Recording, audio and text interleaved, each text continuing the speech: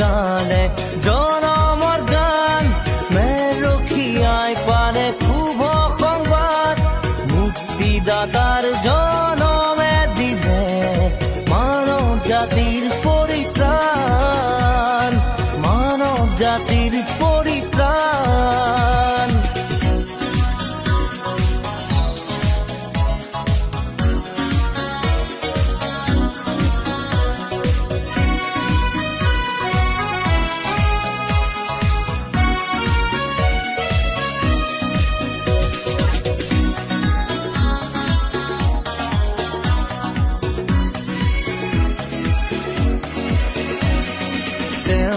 গ্ৰহণ কৰা পাবলৈ জীৱন